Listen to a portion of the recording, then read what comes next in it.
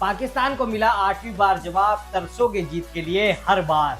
जी hello, मैं हूं विनीत शर्मा और इंडिया वर्सेस पाकिस्तान का match, high quality match, highly crowded match, और सबको उम्मीद होती है कि पाकिस्तान कुछ तो इस बारी करके दिखाएगी, कुछ तो कंपटीशन देगी, लेकिन वही ढाक के 3-5 कि भाई कुछ नहीं होने वाला है उनसे और वो कुछ नहीं कर पाएंगे।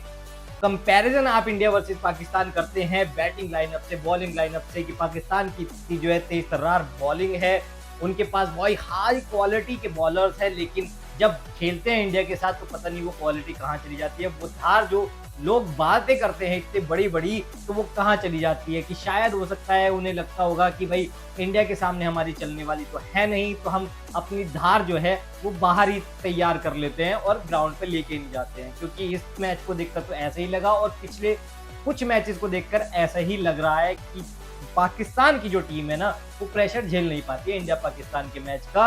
वहीं इंडिया जो है दे दनादन उन्हें जो है छक्के चौके और एकदम खत्म करके रख देती है, जमीन में दबा देती है एक तरीके से, ये समझ लीजिए आप। इतना सब इंजॉय कर रहे थे, सबको लग रहा था कि भाई बहुत अच्छा पाकिस्तान के साथ इंडिया का मैच होगा, बाबर आजम ऐसे हैं, शाहीन शाह अफरीदी ऐसे हैं, और आपका रिजवान ऐसे हैं, और उनके सामने जो है हमारे भी जो क्रिकेटर्स हैं, शुभमन गिल, विराट कोहली, रोहित शर्मा, ये सब कंपटीशन देंगे। लेकिन भाई कंपटीशन देने के लिए रन तो बनाओ पहले, तभी तो आप डिफेंड करोगे, या डिफेंड करने के लिए बॉलिंग तो करो उस तरीके की डिफेंड हो पाए।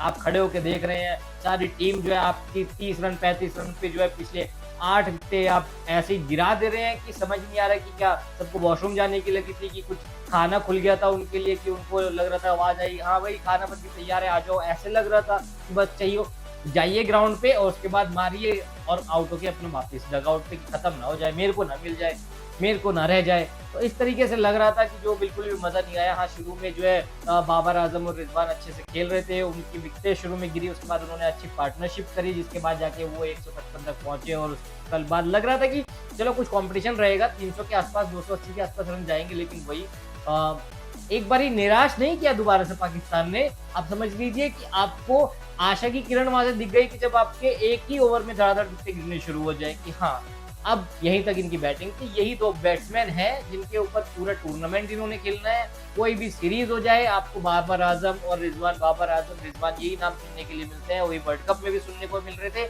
थोड़ी सी उम्मीदें इसलिए थी क्योंकि दोनों मैच अपने वो जीत कर आ रहे थे पाकिस्तान की टीम, और वहीं इंडिया भी जो है अपनी दोनों मैचेस जीत के आ रही थी। इतना बड़ा सेलिब्रेशन बीसीसीआई ने उनके लिए तैयार किया था कि चलो अच्छा मैच होगा, कुछ दर्शकों को देखने के लिए मजा आए और हम भी थोड़ा सा प्रेज कर दें, दोनों का मैचेस है तो उस तरीके से। लेकिन हमें लग रहा है कि सेरेमनीज उनकी ज्यादा चली होंगी, जिस तरीके से बैटिंग उनकी जितने घंटे चली है उससे।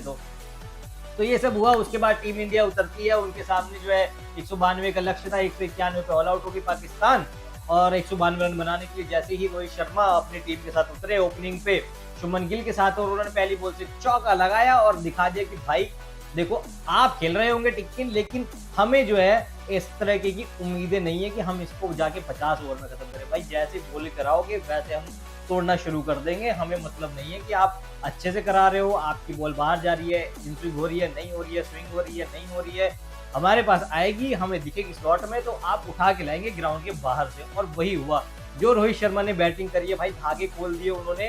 धागे क्या खोल दिए, पाकिस्तान की बॉलिंग लाइनअप को खोल के रख दिया कि जो इतना बड़ा हवा आपने बना रखा है पाकिस्तान की बॉलिंग ये वो, भाई कुछ नहीं है।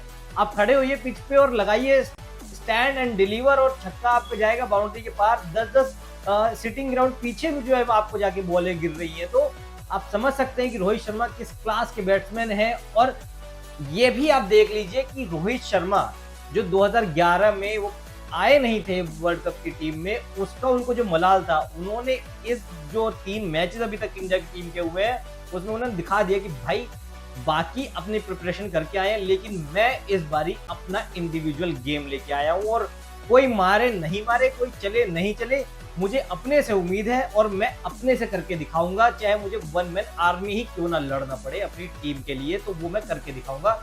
जबकि आप ये देख लीजिए कि पहले मैच में रोहित शर्मा 0 पर आउट हो गए थे, लेकिन उसके बाद जो उन्होंने ठोकना शुरू किया है भाई साहब, आप पिछले मैच में शतक, उसके बाद अब इस मैच में भी 85-86 रन बना दिए उन्होंने, शतक से तो कम है नहीं ये। कई बार होता है कि शतक जो होता है उतना लाजवाब आपको याद नहीं रहता जो कि आपको 80s 85 रन जो इतने याद रह जाते हैं कि क्या क्लास की बैटिंग करी है उन्होंने। पूरी इनिंग में पाकिस्तान ने एक छक्का नहीं लगाया है। अब समझ रहे हैं कि बाउंड्री के बाहर बॉल मार ही नहीं पाए वो भाई। किस चीज की इतनी स्किल की बात करते हैं आप? मतलब एक छक्का नहीं लगा पा रहे हैं पूरी इनिंग में। आपने 190 बना दिए, 200 बना दिए, कितने भी बना दिए भाई, एक छक्का तो कम से कम मारने की आप कैपेबिलिटी रखते हो ना। अब बाहर निकल के मारोगे या स्टैंड से खड़े खड़े मार दोगे क्रीज से, कुछ तो मारोगे, कुछ तो लगे कि आप जो है कॉम्पिटिशन दे रहे हो, लेकिन कुछ है ही नहीं। और इतने बड़े बड़े नाम आप बता रहे हैं। हाँ, बाबर आजम ने 50 मारी है भाई, लेकिन क्या मारी है? 58 बॉल्स में उन्होंने मारी है। स्ट्राइक रेट आप देख लीजिए उनका, स्ट्राइक रेट आपका 100 से भी कम है। और आप खेल रहे हैं जो है इंडिया में बैटिंग पिच पर यार, आप खेल रहे हैं अहमदाबाद जैसी पे, और क्या आप उससे एक्सपेक्ट करते हैं? और क्या आपको इतनी और अच्छे से पिच दे आपको? इससे तो खतरनाक ही पिच है बाकी सब। तो उसमें भी आप पे रन नहीं लगे, और रोहित शर्मा उठा के आपको दे छक्के पे छक्के, दे छक्के पे छक्के, 6 छक्के उन्होंने मारे हैं। सबसे हाईएस्ट 6 मारने वाले जो प्लेयर हो गए हैं वो। तो और क्या चाहिए आपको? और कैसे आपको बताएं? आप एक काम कीजिए, बैट की जो है इंडियन टीम के साथ मैच के बाद आप बैठिए और उनसे कोचिंग लीजिए कि भाई हमें बता दीजिए कि इंडिया में कैसे खेला जाता है, क्योंकि हम जो है, आप हमें आईपीएल वगैरह में तो खिलाते नहीं है, तो हमें आपकी पिच का पता नहीं है।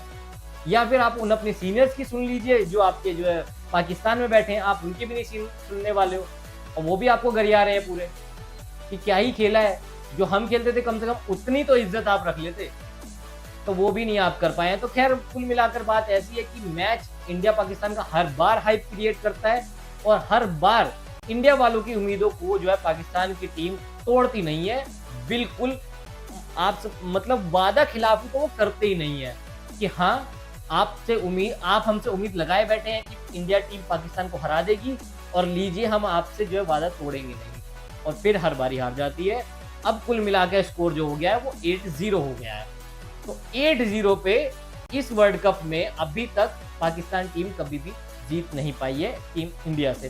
खैर, उम्मीद तो यही है कि कुछ अच्छा हो, यहाँ से कुछ सीखें पाकिस्तान की टीम। उनके पास भी अभी और आगे 6 गेम हैं, तो यही उम्मीद है आगे चल के अगर मिलेंगे तो फिर इंडिया टीम को हराए। तो ये बात हो गई है। उसके बाद अब इंडियन टीम की बात कर लेते हैं। जो इस तरीके से उन्होंने परफॉर्म किया भाई, लाजवाब परफॉर्मेंस किया है।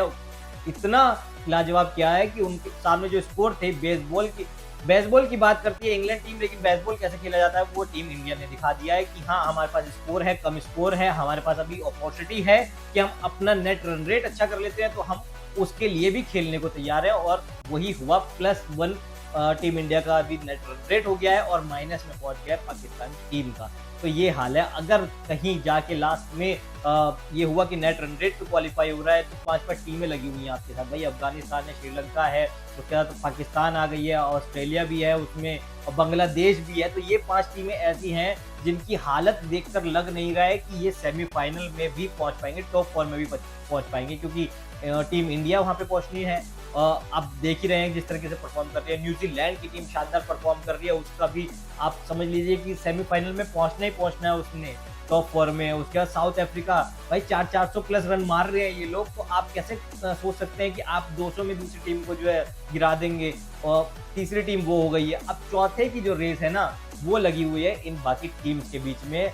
लेकिन आप समझ लीजिए इनमें से जो स्ट्रॉन्ग टीम है उसमें ऑस्ट्रेलिया भी आप देख लीजिए। ऑस्ट्रेलिया बहुत अच्छी टीम है, बस अभी उनकी जो है मैचेस में किस्मत नहीं चल रही है, समझ लीजिए परफॉर्मेंस नहीं चल रही है, लेकिन जानते हैं वो कमबैक करना। तो वो हो गया। पाकिस्तान को अगर हम मान के चलें कि चलो कुछ सीखा होगा और आगे हो सकता है कि कमबैक कर जाए, तो पाकिस्तान की टीम है।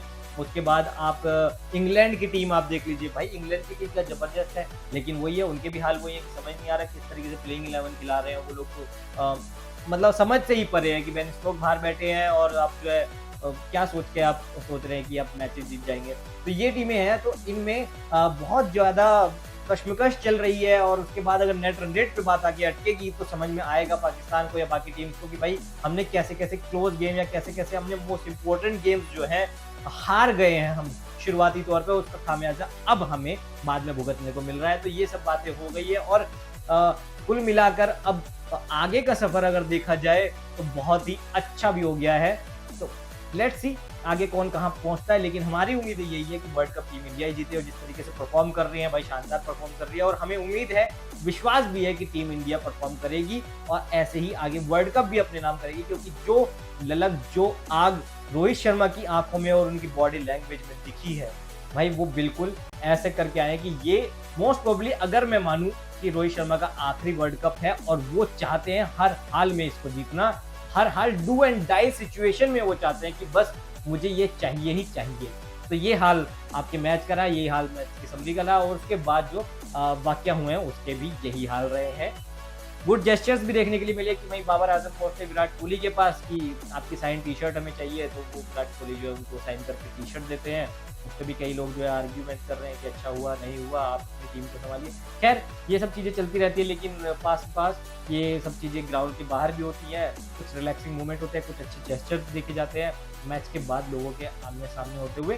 तो कोई हैंडशेक करते हैं, कोई हग करते हैं, कोई टी शर्टें लेते हैं। तो क्रिकेट जो है ना, जो इंडिया वर्सेस पाकिस्तान के मैचेस हैं उनका जो बूम होता है वो फिलहाल जो है पाकिस्तान की बैटिंग लाइनअप या टीम में वो लग नहीं रहा है कि जिस तरीके से, यार आप पिछले मैच में देख लो, पिछली सीरीज में एशिया कप में आपको 200 प्लस से हराया है टीम इंडिया ने, उसके बाद अब यहाँ पे भी आपको 7-7 विकेट से हरा दे रही है। तो आपको सीखो यार, कुछ समझो तो सही। आप किस बात की नंबर 1 टीम अपने आप को बताते हो, किस बात के नंबर 1 बैट्समैन आप बाबर आजम को बताते हो यार। कुछ तो करने के लिए हो ना, कि हाँ भाई आपने कमबैक किया, आपने फाइट की, ओडीआई है, एक दिवसीय मैच है, लेकिन समझ नहीं आ रहा है एक दिवसीय में क्या कहा जाता है। कहा यही जाता है कि शुरू और आखिरी में जो जितना इंपॉर्टेंट होता है उससे ज्यादा होता है इंपॉर्टेंट कि आप बीच के ओवर में किस तरीके से मैच को खेलते हैं। लेकिन वो भी समझ में नहीं आ रहा कि किस तरीके से, क्या आप स्पिनर खेलना भूल गए हो यार। आप देखो, आपको समझ नहीं आ रही कुलदीप यादव कहाँ फेंक रहा है, कि कैसे चल रही है बॉल, आ रहे हैं जा रहे हैं खत्म। भाई इस तरीके से नहीं चलती हैं चीजें। खैर आपकी अपनी प्रॉब्लम्स है, आपका अपना सिलेक्शन है, वो आप देखें। हमारा बढ़िया चल रहा है, हम एकदम खुश हैं, तो इसी तरीके से चलता रहेगा। 8-0 हो गया है, अगली बार 9-0 का इंतजार है, वो भी होगा।